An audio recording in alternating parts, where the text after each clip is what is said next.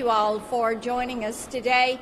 You know, there has been a lot said about big tech censorship of what transpired around the origins of the COVID-19 virus and where this came from, how it moved to a pandemic.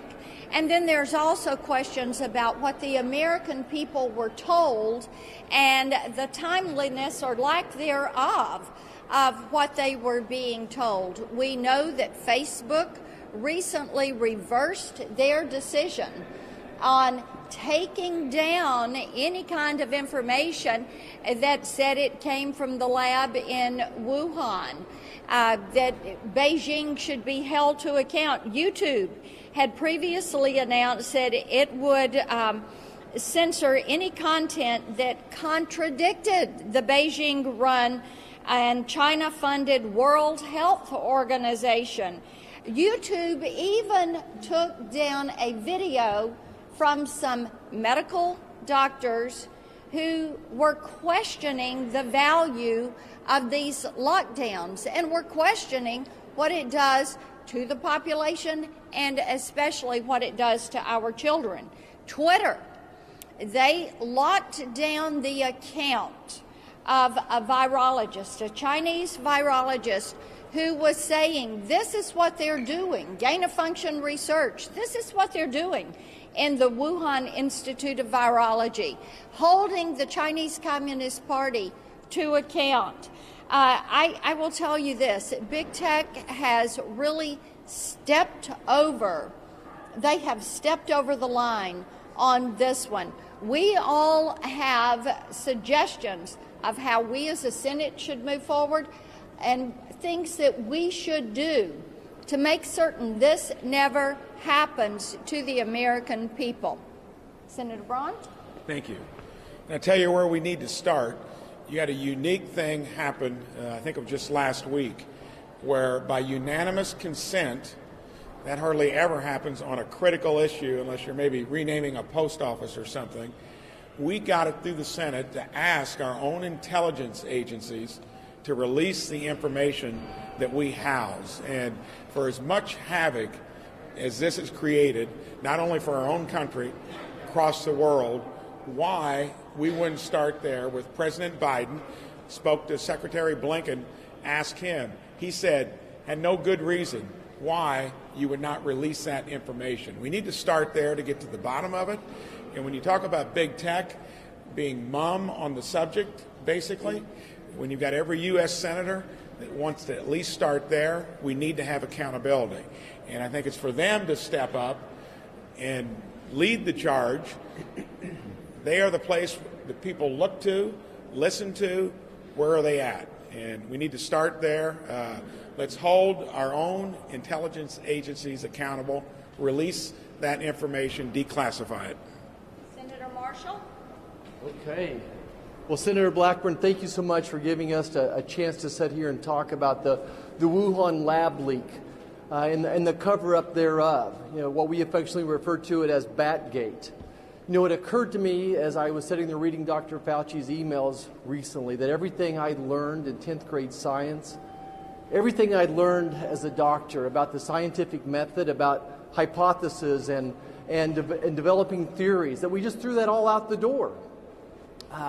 You know, I was shocked as I went back and reviewed some of the letters that were written, but really what rose my suspicion was somewhere back in January of 2020. And the Chinese were saying that there was no person-to-person transmission. The WTO agreed, and the CDC didn't stand up to them. And that led for me to have a phone call with the CDC. And all the national journalists were reporting that the United States scientists were investigating this new novel virus. And when I talked to the CDC, they said, well, we've got scientists in Beijing, but they're thousands of miles from Wuhan, so we really don't have anything to tell you. And then the next thing I see is this a letter signed by a group of scientists who have ignored even the possibility that this virus could have risen from the laboratory. They totally ignored it. They threw out the scientific hypothesis that this was even feasible. And didn't come to find out most of those scientists, if not all of them, were receiving some type of funding then and in the future from the NIH and our CDC sat there and nodded their head in agreement. And then national journalists, big tech companies, they worked together to suppress this story. They worked together to censor those of us who thought that this virus may have originated there. And not only did they suppress, they actually shamed people who thought that this might have came from a laboratory. And then finally, we see in Dr. Fauci's emails a collusion, working with Dr. Fauci, big tech working together to suppress this story. You know, here we are, we're 17 months later. We still don't know anything much more about this virus. You know, I think that we have to hold the CCP accountable.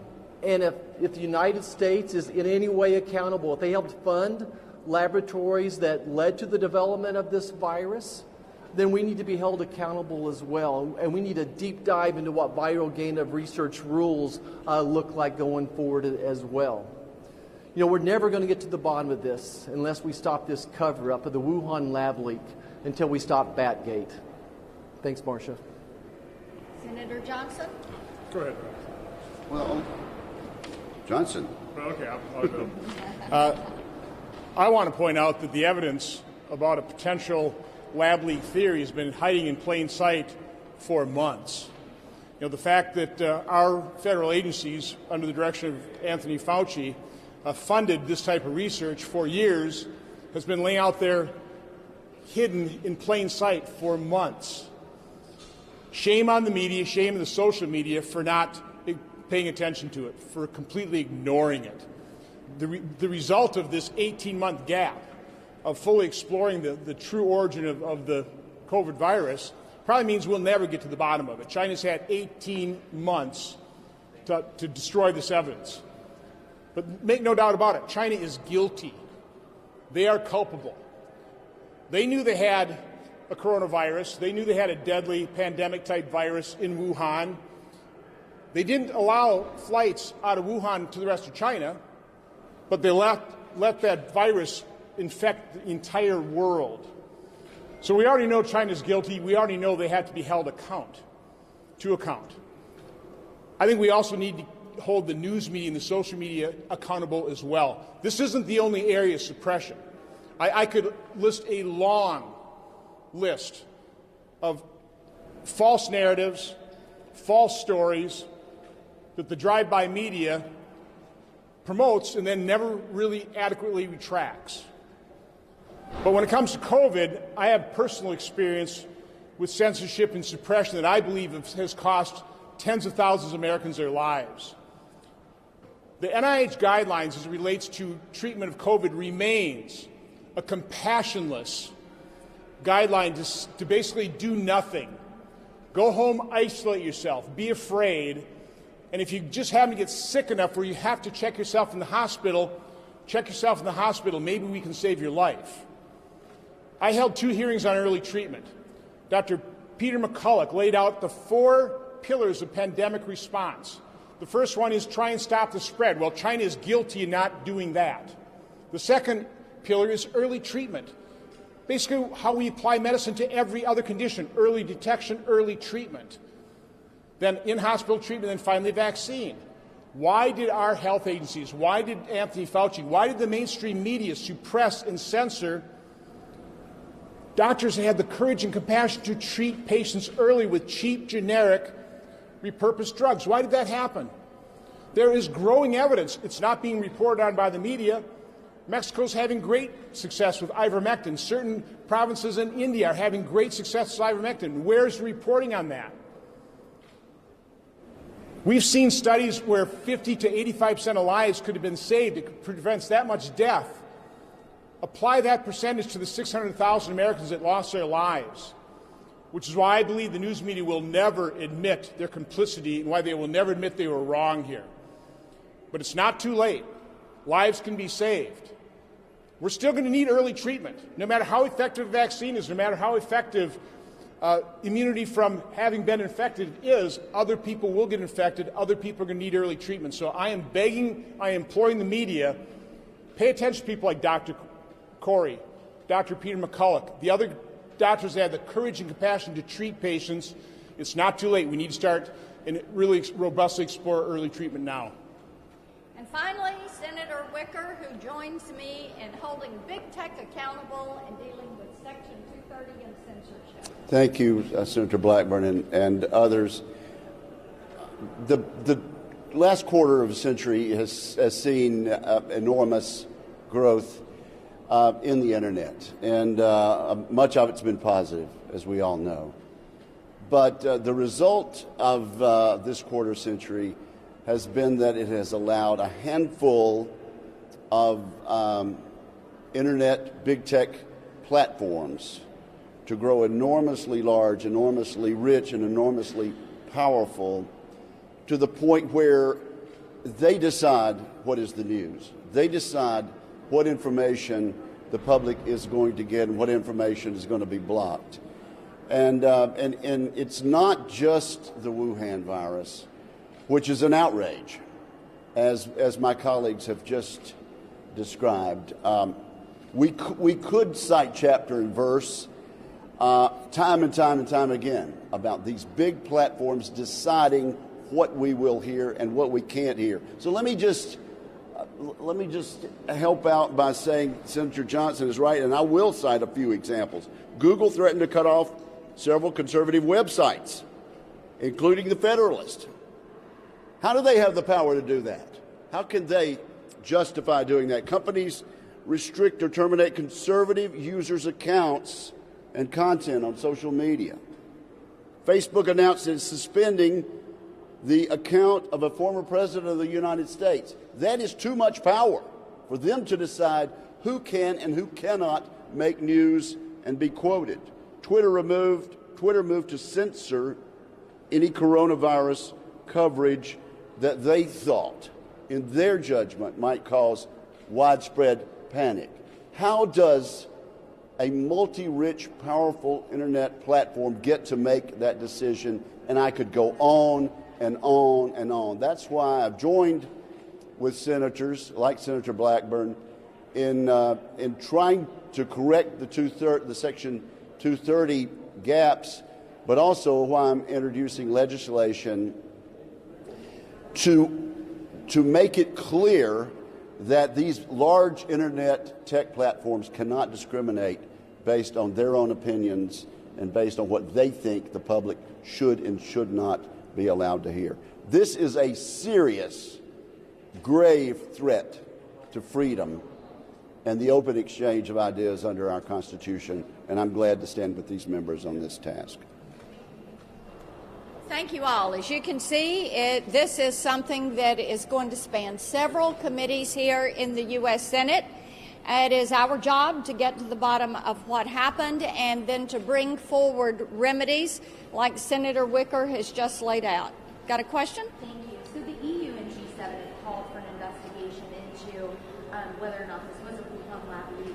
I'm wondering, do you think an international approach is the best way to investigate this going forward, or what would you recommend? I think the standing committees of the U.S. Senate should take the lead. We are pleased that our allies are also joining us and saying this needs to be investigated. It is obvious that something was not right. It is of concern that the WHO decided that they were going to let the communist Chinese tell them when and how they could approach this lab, and that we had to wait for months. And then also, I saw your release yesterday about firing Dr. Fauci. Can you just talk a little bit about that on camera? Sure. I think that it is appropriate that Dr. Fauci step aside from his responsibilities at the NIAID and that he make himself available to Congress to find out exactly how was he in cahoots with Mark Zuckerberg and big tech. What transpired there? Did the American people hear some truth, but not the whole truth and nothing but the truth? Why was there not timeliness of acknowledgement of concerns around the lab? Why was there not more of a concern around Wuhan saying you cannot go anywhere else in China, or the Chinese Communist Party saying you can go nowhere else in China if you're from Hubei province or you're from Wuhan, but you can travel the globe everywhere but China. These are things that, now look, we've got 3.5 million people that have lost their life. 3.5 million people. We have hundreds of thousands of American families who have experienced loss of life in their families to loved ones, to friends. We have loss of livelihood for hundreds of millions. We have children, precious children, that have just experienced loss of learning for a year, loss of socialization, that are showing emotional problems. And Dr. Fauci is funded by the U.S. taxpayer. And the taxpayer is saying, what did you do with our dollar? Thank you all so much.